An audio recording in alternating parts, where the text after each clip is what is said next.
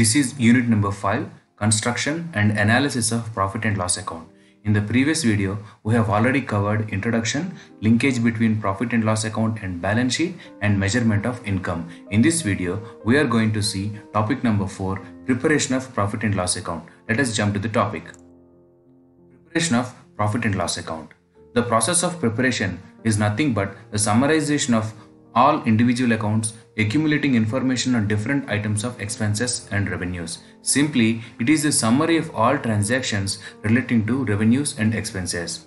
We have seen in the previous video the standard balance sheet equation: assets equal to liabilities plus owner's equity.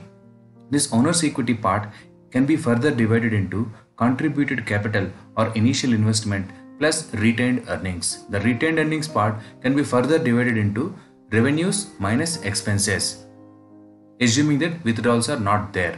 If we consider withdrawals also, then it will imply assets are reduced to that extent. So if we consider dividends or withdrawals also, then we have to reduce that amount also.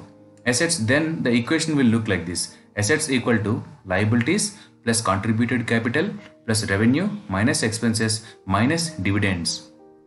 If we rearrange the terms in this equation, then it becomes assets plus expenses plus dividends on the left hand side, which is equal to liabilities plus contributed capital plus revenue on the right hand side.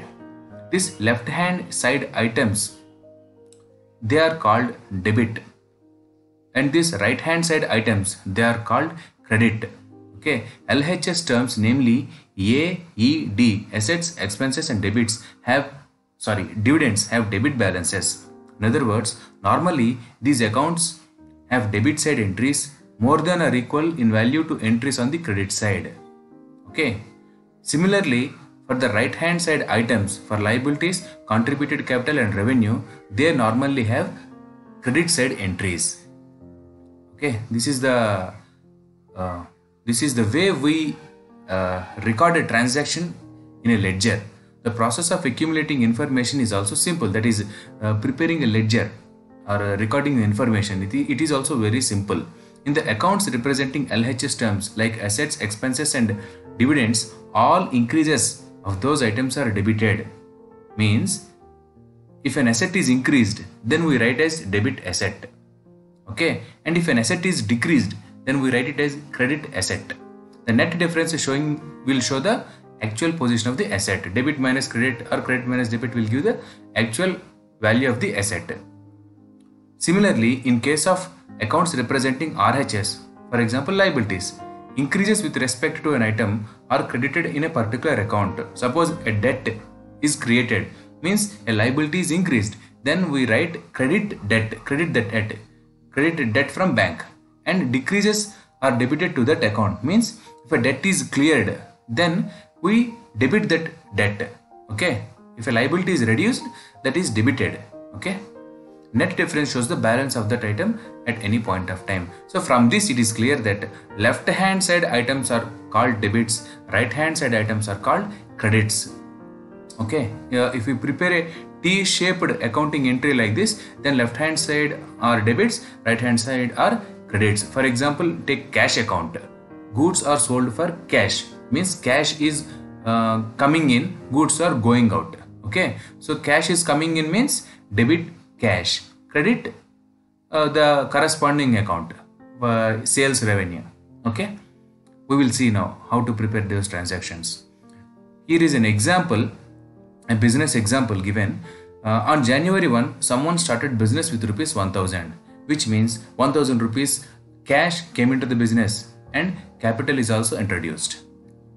Okay, bought merchandise worth 800 rupees and stored it, means inventory is increased, cash is going out, 800 rupees cash is going out, inventory or goods is increased. Received order for half the merchandise from A. Half the merchandise means 400 rupees. 400 rupees order came. Delivered the merchandise and customer invoiced 500 rupees. There is no transaction on January 8. There is no monetary transaction. On January 8, what happened? Delivered the merchandise. Goods are delivered, but the customer did not pay the amount of 500 rupees. He has invoiced, means there is a credit sale. He will pay later. On January 15, received order for the other half of the merchandise. Other half means another 400 rupees goods is there, and another order came. Here also there is no monetary transaction. On January 17, delivered merchandise and cash received 500 rupees. This is a direct cash sale. Cash sale. Goods are delivered and cash is received. Okay, the transaction ended here itself.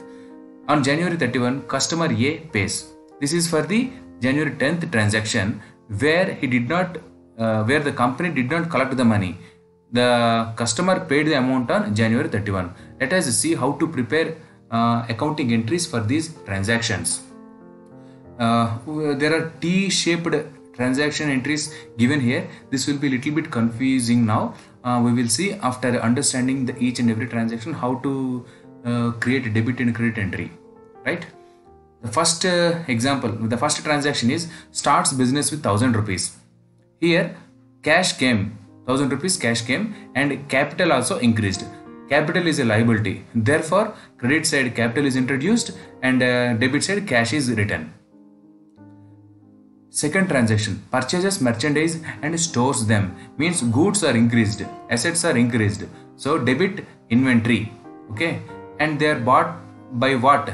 By giving cash, so cash is reduced, therefore credit cash. Cash is an asset, and when it is decreasing it has to be credited. Assets are the left hand side items in the basic equation which you have seen earlier, and when the left hand items are decreasing it has to be credited. Okay, the next transaction is delivered goods and customer invoiced. This is a credit sale, means customer has not yet paid the amount.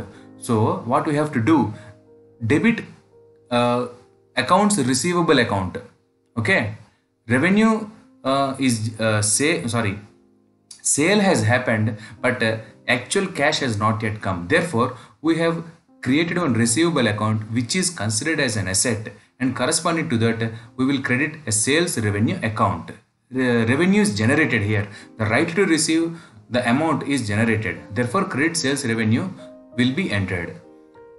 Next, since revenue is generated as per the matching principle of accounting, we also have to consider the cost incurred in generating that revenue, or the assets that are consumed in generating that revenue, or the inventories which are expired, or the cost of inventories which are expired during that period for generating this much amount of sales revenue. That is the matching principle. So as per the matching principle, we have to make an entry for the inventories also. The cost of sales here is the 400 rupees, which is the worth of the inventory, that is debited, and inventory account, inventory or goods worth 400 rupees is gone out, assets is reduced. Okay, this is the matching principle. Now the next transaction is cash received from sales. This is this transaction here.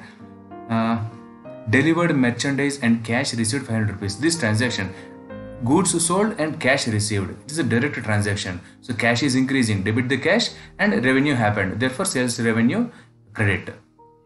Debit cash and credit revenue. We also recognize expense, but here also revenues are recognized. Therefore, we have to take into consideration the amount of inventory which is utilized. Okay, that is the cost of sales. 400 rupees again. 400 rupees cost of sales is there, and 400 rupees worth of goods gone out. Okay, this is as per the matching principle. Receivables, the last transaction is customer A pays. Receivables, which means the previously done credit sales on January 10th. For this January 10th transaction, customer has paid on January 31. So receivables are collected. Earlier we have written an entry, no? Receivables account to debit receivables account to credit sales account. This receivables is now collected. Cash is increased now. Okay, means the customer paid 500 rupees and cash is increased. Therefore, first debit the cash, and the receivable account has to be removed now. He has paid, therefore credit the receivables account. That asset which was there, which was recorded earlier, has to be removed now. So credit that asset. So this is in this way we have to make transactions in a ledger for profit and loss account. All the transactions relating to revenues and expenses will be recorded like this. In the next video, we will see some bad debts, accounting with respect to bad debts and depreciation. Thank you for watching this video. Until the next video, bye.